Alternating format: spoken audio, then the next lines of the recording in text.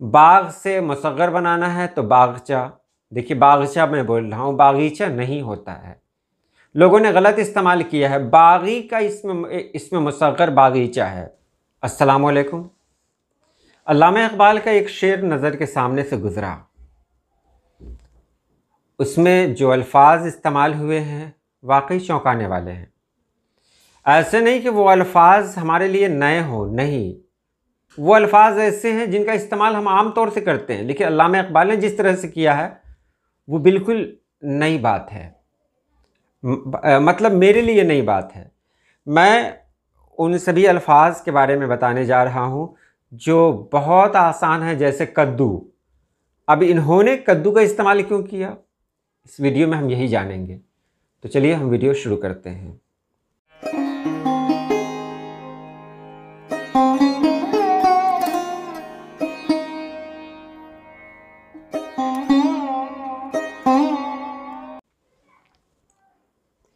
मेरा सबूचा गनीमत है इस ज़माने में, मेरा सबूचा गनीमत है इस ज़माने में कि खानकाह में खाली हैं सूफियों के कदू। कदू, कद्दू नहीं है, कदू। चलिए हम कद्दू पर भी आएंगे, कद्दू पर भी आएंगे। यहाँ एक लफ्ज़ आता है सबूचा। ये सबूचा क्या है ये समझ में नहीं आता है।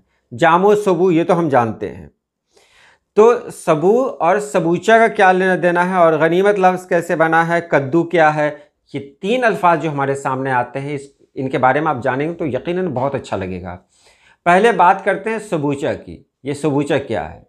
तो सबूचा में सबू जो लफ्ज़ है वो सबू फ़ारसी ज़बान का लफ्ज़ है और बड़े कुज़े को कहते हैं। बड़ा कुज़ा जो होता है उसको सबू कहते हैं, जामो सबू के साथ इस्तेमाल होता है।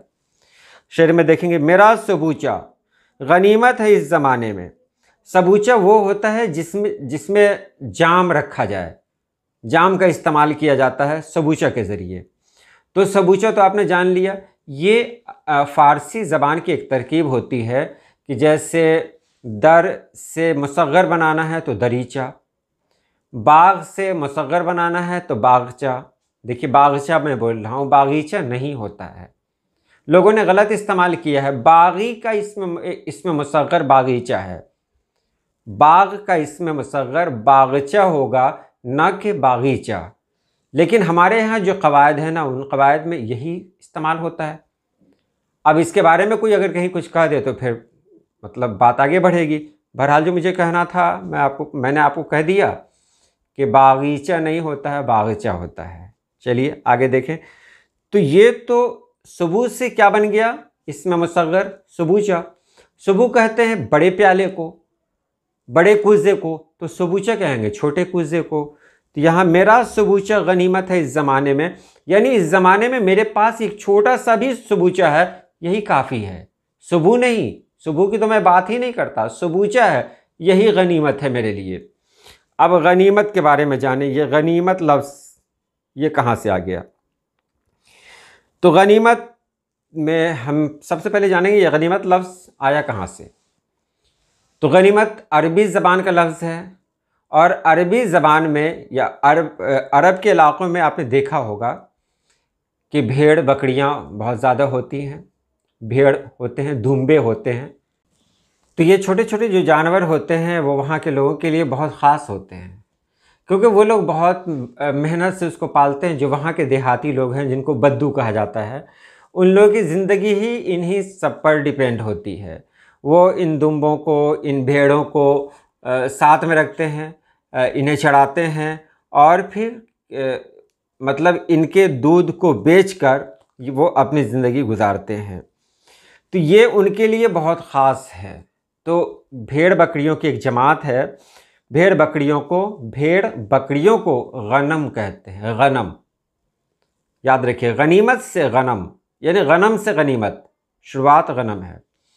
अब गनम कहते हैं भेड़ बकरियों को, जो अरब के लिए बहुत ज़रूरी है, अरब के लोगों के लिए। आज तो ज़रूरी नहीं, आज तो बहुत आगे बढ़ गए, लेकिन एक ज़माना था जब उनकी पूरी ज़िंदगी इन्हीं पर डिपेंड होती थी, इन्हीं पर मुनहसर थी। तो अब इनको गनम कहा जाने लगा। अब एक और लफ्ज़ इससे निकलता है कि जब लोग आते थे, आप लोग जानते हैं कि वहाँ के लोग कबीले में बटे होते थे, तो बाहर के अगर कोई दुश्मन आते ना तो क्या करते कि इन पर हमला करते। अगर फतह हासिल हुई उनको तो जो भेड़ बकरियां हैं सबको उठा कर ले जाते। दुश्मनों का तो काम ही यही होता है। तो उनको गनम से गनीम कहा गया, यानी वो दुश्मन जो सामान उठाकर ले जाए, ज़रूरत के सामान को उठाकर ले जाए, उनको गनीम कहा गया। अब एक और लफ्ज़ बना, अब गनीम कहते हो दुश्मन को, गनम भेड़ बकरियों की जमात, गनीम दुश्मन। अब यहीं से ये लफ्ज़ बना गनीमत। अरे मेरे पास तो ये सब गनीमत है, तो गनम से बना हुआ लफ्ज़ है कि मेरे पास तो ये दौलत है, ये दौलत है। अब यहाँ गनम से गनीमत बना हुआ है, गनीम से नहीं, इसको जान लें।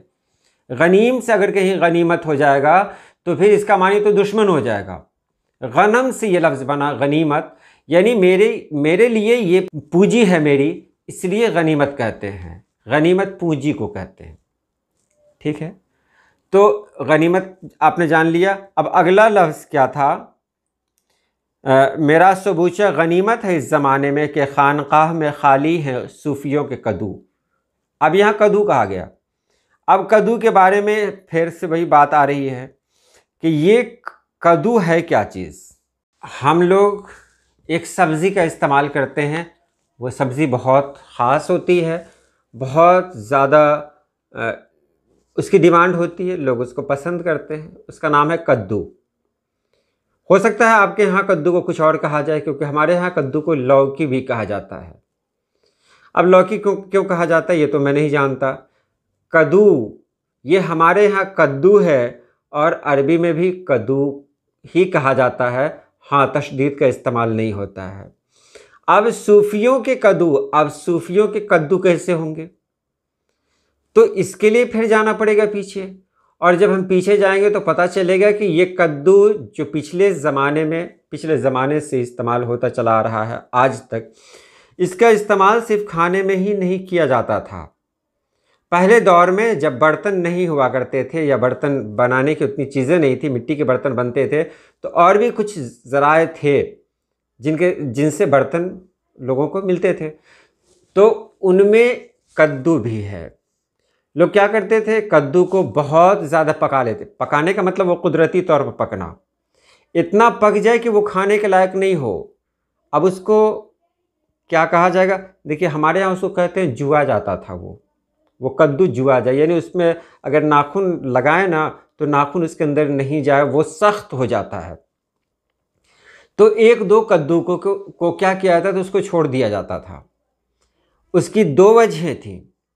एक तो ये कि उसकी बीज इस्तेमाल में लाई जाए ताकि फिर दोबारा दूसरे कद्दू को, मतलब कद्दू का पौधा लगाया जा सके उस बीज से।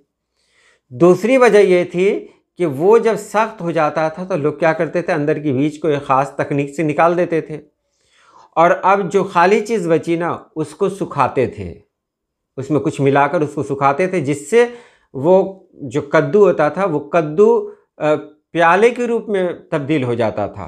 यानी बीच में काट दिया, अब वो खाली हो गया कशकोल की तरह। अब जो सूफ़ी लोग हुआ करते थे वो उसको साथ लेकर घूमते थे, क्योंकि वो कुदरती चीज़ है। तो बहरहाल क्यों लेके जाते थे वो मुझे मतलब नहीं है, वो साथ लेकर जाते थे। तो उसको भी क्या कहा जाता था, कद्दू नहीं कहा जाता था। कद्दू से बनी हुई एक चीज़ जिसको कद्दू कहा जाता था, कद्दू। तो अब ये कद्दू हो गया कि खानकाह में खाली हैं सूफियों के कद्दू, यानी कद्दू को आप बर्तन समझ लें। और एक और जो लफ्ज़ अल्लामा इक़बाल ने इस्तेमाल किया है सबूचा, उसको भी बर्तन समझ लें। सबूचा और कद्दू दोनों का आप बर्तन समझ लें, अलग तरीक़े से है, अलग अलग तरीक़े से है। तो आप दोनों की जब तशरीह एक साथ हो, दोनों मिसरों की तशरीह अगर एक साथ हो तो कैसे होगी।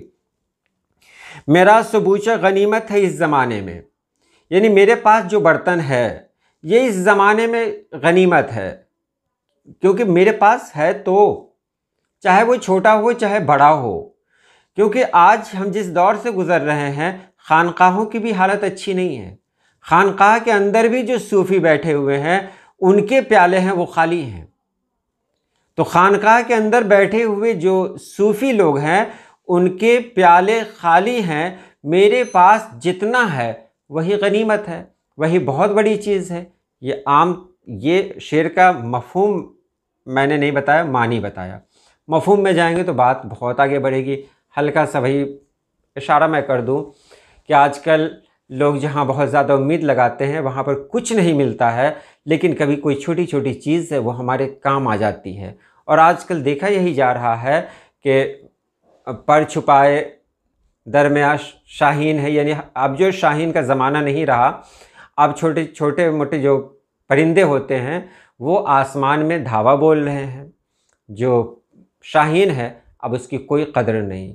तो अब खानकाहों का भी हाल बुरा है। अल्लामा इकबाल के हिसाब से यही है, हमारे हिसाब से भी वही है कि अब खानकाहों में भी वो चीज़ें नहीं देखने को मिल रही हैं जो होनी चाहिए।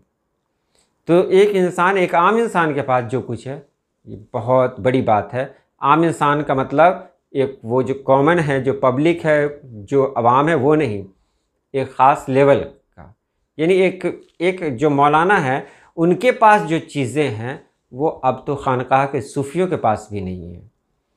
तो बस आज के लिए इतना ही। अल्लाह पाक आप सभी लोगों को खुश रखे, आबाद रखे। अल्लाह हाफिज़।